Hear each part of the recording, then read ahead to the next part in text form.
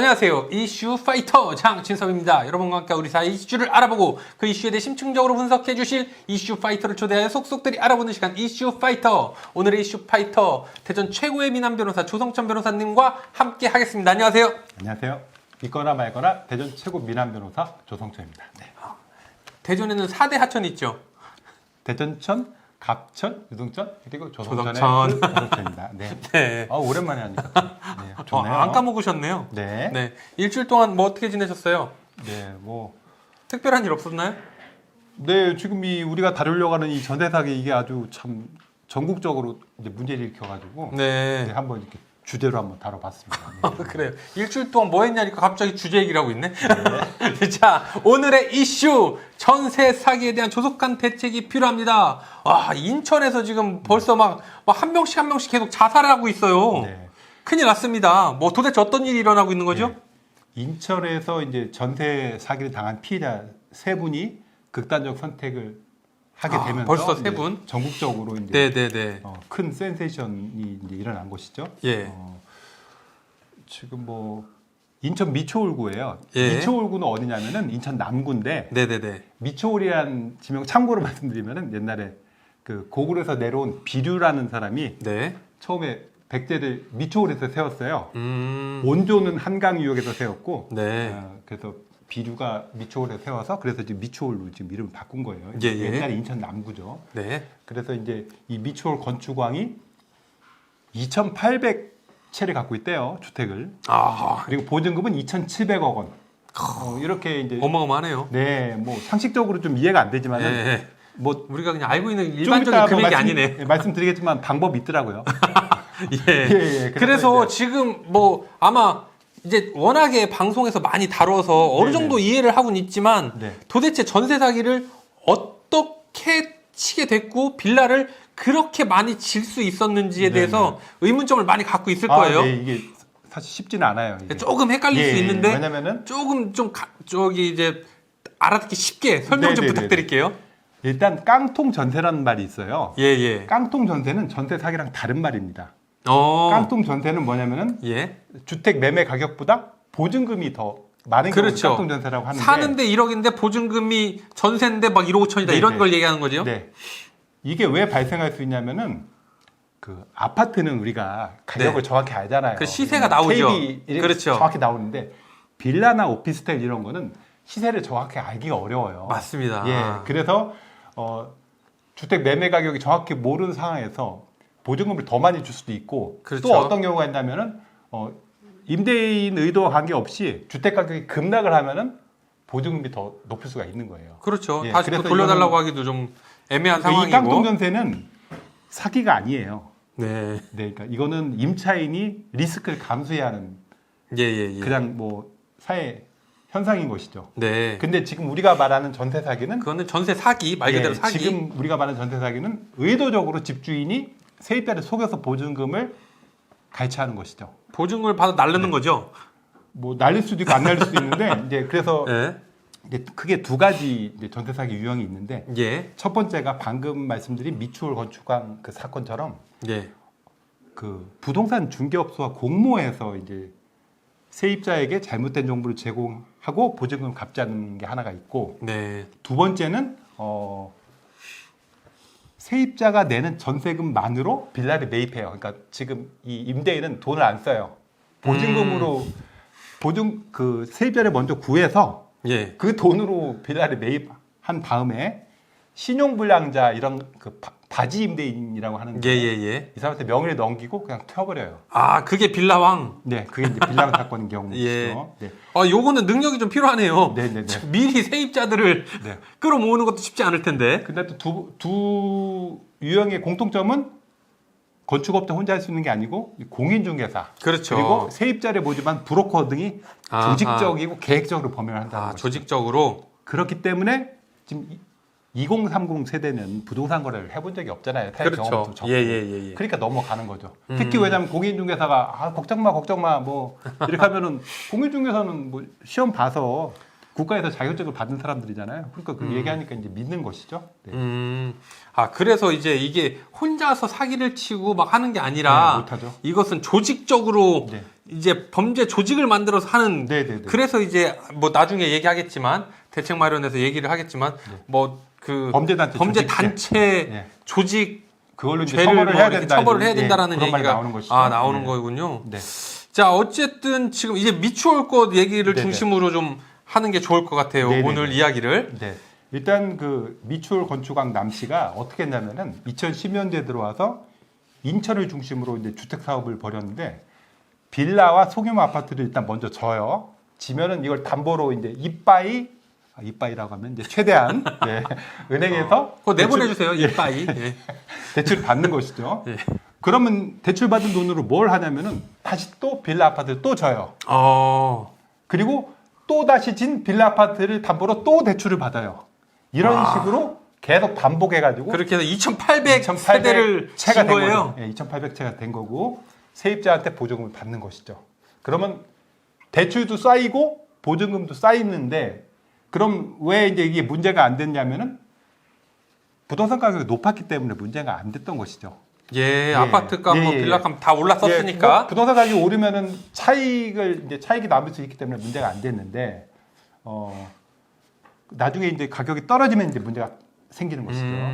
그리고 참고로 그럼 이 사람들이 떨어질지 모르고 오르면은 괜찮은 거였나요? 사기가 아니었나요? 아니죠. 일단은 그 사기죄 판단 가능성으로 하는 거기 때문에 네. 결과로만 하는 게 아니기 때문에 예. 그 잠깐 한번 그 유형을 말씀드리면은 일반적으로 우리가 뭐 어느 쪽에 가든 그 전세를 구할 때 등기부를 먼저 떼어볼 거 아니에요? 당연히 떼어보죠. 등기부를 떼어보는데 대출이 얼마나 은행 대출이, 근저당이 얼마나 잡혀 있는지. 대출이 있는지를 먼저 을구를 보면은 대출 있는지가 나오거든요. 예, 다 나와 갑구 있죠. 을구가 있는데 갑구는 네. 소유권을 얘기하는 것이고 을구가 이제 근저당 이런 걸 나오는 것이기 때문에 근데 을구에 근저당이 있는데 통상적인 사람이라면은 경험이 있는 사람이라면 계약을 안 할 텐데요. 이때 등장하는 게 공인중개사죠. 공인중개사가 뭐라 그러냐면은 예를 들어 지금 빌라 시세가 3억 원인데 네. 은행 대출이 1억 5천만 원 있어요. 예. 그럼 여유분이 1억 5천 있잖아요. 그러면 뭐라고 세입자한테 얘기하냐면 보증금 1억 들어와도 충분하다. 지금 시세가 3억 원이고 은행 대출이 1억 5천 원이니까 1억 해도 빌라를 팔면은 대출 충분히 충분하다. 보증금 상환은 문제가 없다. 네, 그렇게 얘기하면서 또 뭘 얘기하냐면 문제가 생기면 내가 보증금 책임질게라는 합의서 또는 각서를 써주는 거죠. 공인중개사가요? 예. 이미 뭐 짜고 치는 고소비니까. 짜고 치는 고소비니까. 그러니까 이제 그 세입자 입장에서는 그래? 뭐 그리고 이때는 부동산 가격이 높았잖아요. 네네. 그러니까 안 떨어질 뭐 급락하겠냐 이런 생각도 있었겠죠 사실. 그런 것도 있었을 테고. 그리고 공인중개사가 뭐 장담을 하니까 뭐 믿고 하는 것이죠. 그거 근데 건축왕도 나쁘지만 공인중개사 더 높은 놈이네. 예.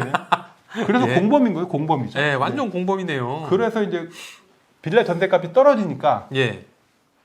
새로 들어오는 세입자의 보증금으로 이전 세입자 보증금을 못 내주는 거예요. 그렇죠.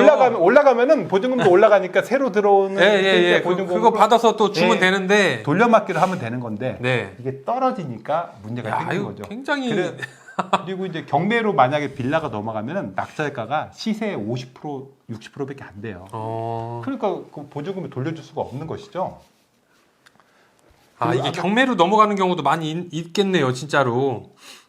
결국 뭐 돈을 못 받으면 그러니까. 은행은 자금을 회수하려면 경매 넘기는 그러니까 것이죠. 은행에서는 다 경매로 그냥 네. 그 많은 건축해놓은 네. 빌라들이 경매로 넘어가는 경우가 많이 있겠네요. 네.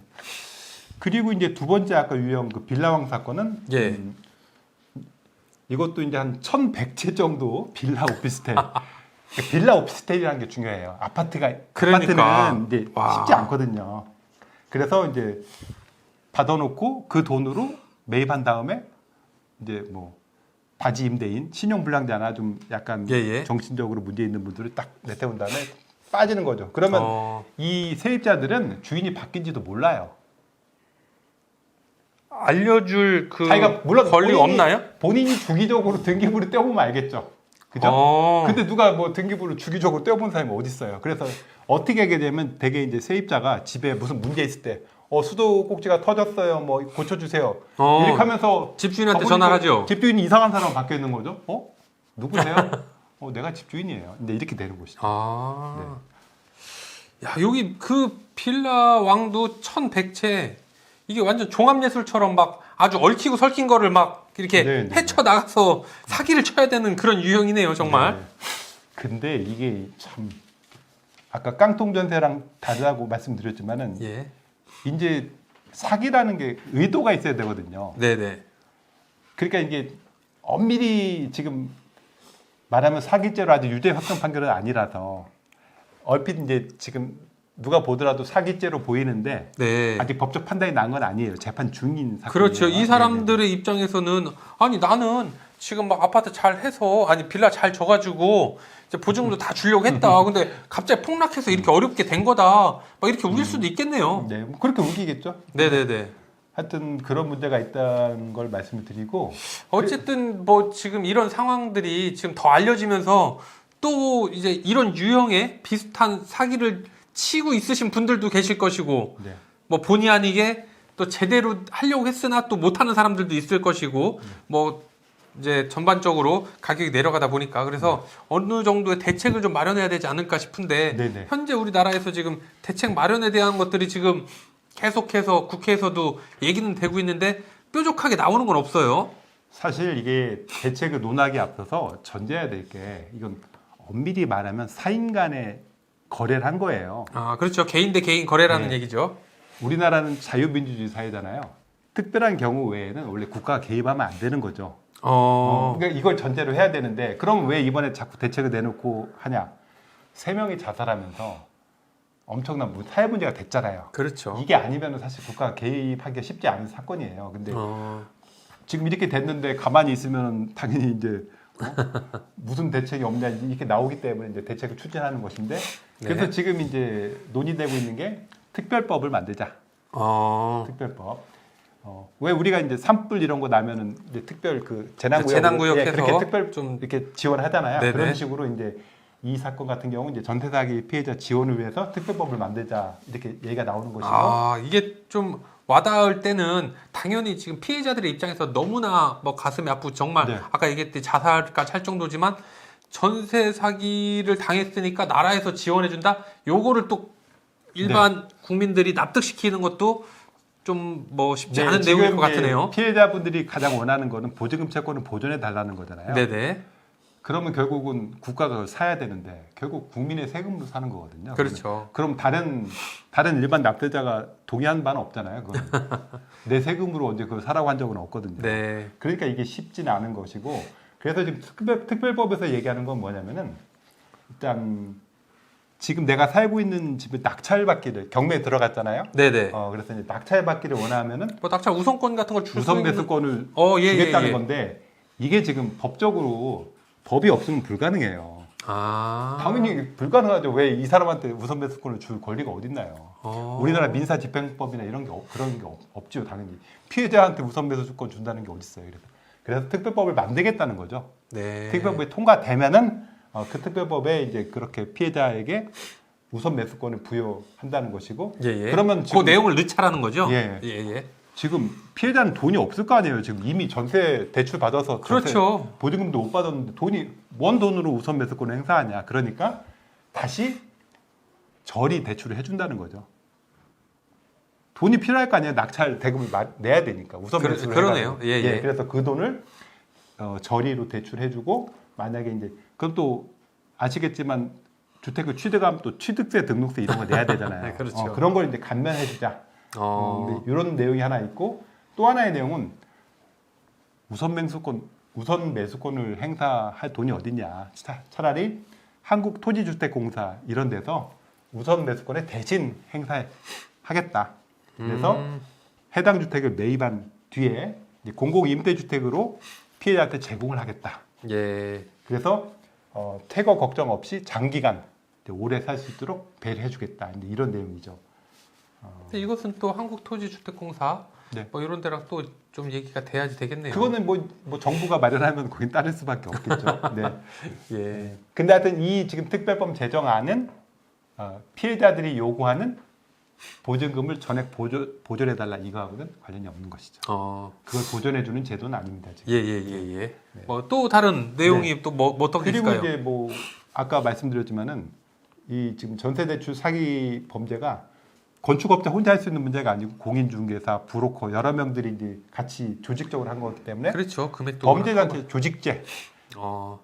조직 폭력배 같은 느낌이네요. 그렇죠. 네. 예, 그래서 이제 보이스피싱도 마찬가지잖아요. 네네네, 보이스피싱도 조직적으로. 여러 명이 전화 걸고 뭐 네, 나중에 수거책 있고 뭐 이런 주라고 거. 해, 그런 것처럼 예. 범죄단체 조직죄를 적용해서 엄히 처벌하자. 예. 그런 거고.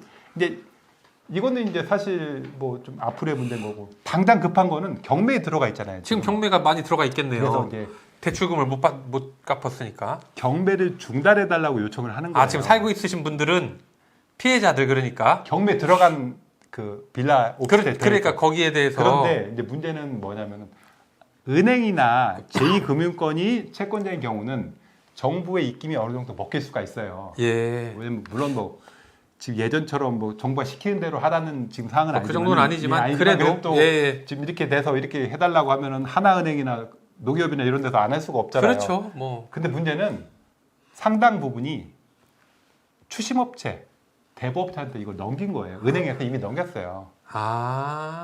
네, 그러니까 이 사람들은 순수 민간이잖아요. 그러네요. 대부업체는 돈 벌려고 추심업체가 거기는 하는데 뭐 그렇죠. 추심업체는 이거 해서 돈 버는 사람들인데 예. 이거를 정부에서 야 니네 경매 중단해 유예해줘 그건 뭐 말을 이런 말을 안 듣는다는 거죠. 들을 수가 없죠. 그래서 좀 완전한 지금 굉장히 많이 복잡해져 있네요, 정말. 근데 이미 상당 부분 넘어가 있더라고요. 추심업체 네네네. 대부업체. 어. 그래서 오히려 현실적인 거는 예.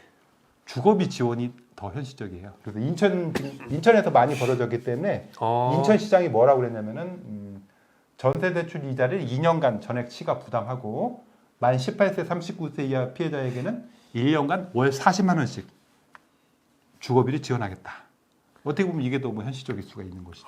이거는 이제 기초 지자체. 예, 이건 지자체에서 하는 방역 거니까. 지자체에서. 이제 이건 인천이 지금 워낙 미추홀이 문제된 네네네. 거고 예를 들어 이제 향후 뭐 대전이든 어디든 또 터질 거 아니에요. 그럴 수도 있겠죠. 그럼 이제 그 지방자치단체에서도 이렇게 주거비 지원이 가능할 테고요. 예. 그리고 이제 가장 근본적으로는 제가 볼 때는 전세 제도를 월세 제도로 바꿔야겠죠.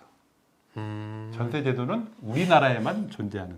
네. 그러니까. 우리나라에만 존재하는 몇 안 되는 게 있잖아요. 예. 그 중에 하나가 전세 제도인데 전세 제도가 이제 오래됐는데 왜 전세 제도가 있었냐면 옛날에는 뭐 몇 억씩 돈을 받아서 돈을 굴렸잖아요. 맞아요. 그런 금융 역할을 했기 때문에 전세 제도가 있는 건데 좀 다른 나라에는 전세 제도가 없죠. 그렇죠. 다 월세죠. 유학 가면 그냥 월세를 내는 거지. 맞습니다. 뭐 보증금 얼마 이런 게 없잖아요. 그러니까 네. 장기적으로는 지금 이 사건 때문에 이제 예를 들어 뭐 제 딸이 예를 들어 서울에 뭐 대학교를 가서 지금 빌라나 뭐 오피스텔 하나 얻어줘야 되는데 보증금 예를 들어 뭐 얼마에 했다. 그렇죠. 그럼 저부터도 벌써 뛰니까 걱정을 할 거 아니에요. 보증금 이거 뛰면 어떡하나. 맞아요. 그렇기 때문에 물론 이제 단기적으로는 월세로 전환하면 월세가 좀 늘어나겠죠. 조금 더 보증금이 그만큼 네, 없으니까. 보증금이 없으니까. 네. 아니면 보증금을 아주 최소화. 네네. 지금 월세가 뭐 그런 형태죠. 기본이 다 뭐 서울은 다 1억이 기본 넘잖아요. 그러니까 뭐 네네. 보증금 한 뭐 1,000만 원 정도로 한다고 네, 하면 1,000만 원 이하. 예, 그럼 떼어도 큰 부담은 안 혹시 되잖아요. 떼인다 하더라도 떼이면 안 되겠지만. 안 되겠지만 네네. 뭐 그런 식으로 장기적으로는 월세로 전환을 해야 되지 않나 하는 네네. 그런 생각이 듭니다. 네. 오늘 뭐 굉장히 조금 뭐 알아듣기 쉽게 이번 전세 사기 사건에 대해서 좀 알아봤습니다. 우리 그 건축왕하고 빌라왕은 참 죽었다고 하던데. 네네. 예. 어쨌든 고인이 되시긴 했지만 이제 이렇게 사기를 치시는 분들께 좀 한 말씀 하시죠. 근데 이게 사실 쉬운 문제가 아닌 게요. 그 이전에도 이런 사기 사건은 꽤 있었죠. 그럼요. 근데 이번에는 3명이나 자살하고 이제 종족이 사망 문제가 됐기 사건이 때문에 그런데 일어났으니까. 사실 우리나라가 자유민주주의 국가 아니고 공산주의 국가라면은 사실 돈 여기다 줄 거예요. 피해자들 다 보전해 줄 거예요 아마. 근데 이걸 만약에 이 사건에서 보전해 주면은 앞으로도 모든 피해 사건은 다 보전해 줘야 돼요. 사기당한 사람들 다 개인이 보전해야 누구한테 돼? 사기 당하면 국가가 또 보전해 주면은 그걸 다른 일반 납세자들이 동의를 하겠냐 이거죠. 그래서 그런 좀 어려움이 있다. 이 방송 우리 빌라의 그 피해자분들이 보면은 막 뭐라 할 것 같은데? 아니 그래서 이제 그게 안 되기 때문에 이런 특별법 이런 이제 대안이 나온 것이죠. 예. 뭐 그게 최고 편하잖아요. 그냥 뭐 보증금 1억 그래 국가가 줄게. 쉬운데 이제 국가 돈이기 때문에 그렇죠. 국민의 돈이기 때문에 쉽지 않다는 그런 면이 있다는 것이죠. 네. 예. 자, 오늘은 대전 최고의 미남 변호사, 말이 잘 안 떨어지네요, 조성천 변호사님과 우리 전세 사기에 대한 이야기를 나누어 보았습니다. 조속한 대책이 필요할 듯 합니다. 다음에는 더욱더 새롭고 알찬 이슈로 여러분과 함께 하도록 하겠습니다. 구독, 좋아요, 댓글 꼭 부탁드리고요. 끝까지 함께 해주신 구독자 여러분, 시청자 여러분, 진심으로 감사드립니다. 이슈 파이터! 뭐 최우선 변제에 대한 내용도 간단하게 설명 좀 해주시죠. 그 임차인이 보증금을 떼이면 안 되잖아요. 그렇죠. 그래서 소액 임차인을 보호하기 위해서 주택임대차 보호법에 최우선 변제라는 조항을 두고 있어요. 예, 맞습니다. 두고 있어서 보증금 어느 정도 이하인 한도에서는 최소한 요만큼은 보장해 준다. 이런 개념이 이제 최우선 변제인데 예. 지금 문제가 지금 여기는 서울시가 아니고 인천이잖아요. 네네. 그럼 광역시 기준으로 보면은 현재라는 거는 왜냐면 계속 7천만 원이었다가 올해 2월 달에 8,500으로 바뀌었는데 이 말이 어떤 의미냐면 7천만 원 이하의 보증금일 경우에 2,300은 최우선을 받을 수가 있어요. 예? 다시요. 2,300이 왜 나오죠? 보증금이 7천만 원이라고 가정하고요. 예. 2월 달에 8,500으로 올랐지만은 네네, 일단 아무튼 7,000으로 네. 이건 왜 계속 변동하는 거기 그렇죠, 때문에 그렇죠. 예. 7천 이하일 경우에 네. 예를 들어 내가 인천 미추홀구에 보증금 7천으로 예, 예, 일단 전세를 들어가면은 들어갔어요. 무슨 사건이 터지고 경매 들어가고 문제가 생겨도 2,300은 보장을 받는 거예요. 그게 최우선 변제인데 네. 2,300이라는 금액이 어떻게 나온 거죠? 그거는 규정에 정해져 있는 거예요. 그걸 아. 맨날 바꾸는 거예요. 아, 예. 네네네. 7천 이하의 보증금이 들어가 있을 때 대개 3분의 1을 해요. 아, 3분의 1 네, 정도를 그래서 올해 2월에 최우선 변제를 해준다. 네, 올해 2월에는 네네네. 8,500으로 바뀌어서 2,800을 보장하고 이런 식으로 아, 하는 건데 예, 예. 서울시는 훨씬 더 세요. 왜냐하면 집값이 틀리잖아요. 그렇죠. 그러니까 서울은 1억 5천이에요. 1억 5천이었다가 1억 6,500으로 바뀌었는데 지금 인천인 경우로 예를 들으니까. 근데 7천이니까 예를 들어 아까 인천 미추홀에서 뭐 재작년에 예. 8천에 보증금 8천으로 했다. 그럼 소용 없는 거죠. 최우선 변제가 안 되는 거죠. 그러네요. 와. 그러니까 이게 금액이 현실성이 있다고 야, 보기는 어렵죠. 그렇죠. 인천 광역시인데. 아, 7천 조금 넘게 주고 들어갔으면은 여기 해당이 안 되는 거네요. 7천을 넘으면 안 되는 그러니까요. 거고. 그리고 이 기준도 최우선 변제의 기준도 근저당 설정을 기준으로 하게 돼 있어요. 그러니까 쉽지가 않아요. 아, 쉽지 않은 상황이네요. 지금 빌라 미추홀 건축한 남 씨가 지금 진 게 아니잖아요. 그 전에 진 거잖아요. 그쵸, 한참 전에 그쵸. 짓고 계속 근저당을 받아가지고 2,800채를 줬으면은 아주 오래전부터 꾸준히 줬겠죠. 네, 그러니까 예를 들어 2018년에 졌다고 쳐보세요. 그럼 2018년도 규정에 적용을 받는 거예요. 예. 지금 7천을 받는 게 아니고. 네네네. 그러니까 이게 몇 년마다 계속 바뀌거든요. 음. 그 올라가겠죠, 상식적으로. 보호를 많이 해줘야 돼요. 예, 앞으로는. 옛날에는 뭐 5천이었다가 7천 이런 식으로 올라가는 건데 지방하고 서울하고 약간 틀리고 그런 규정이 있는 것이죠. 예. 그래서 이번에 피해자들 중에 최우선 변제를 일부나마 회수하는 분도 계시지만 못 받는 분도 상당수가 있다. 그럴 수밖에 없겠네요. 예, 최우선 변제가 그런 뭐 약간의 맹점이 있습니다. 네. 네.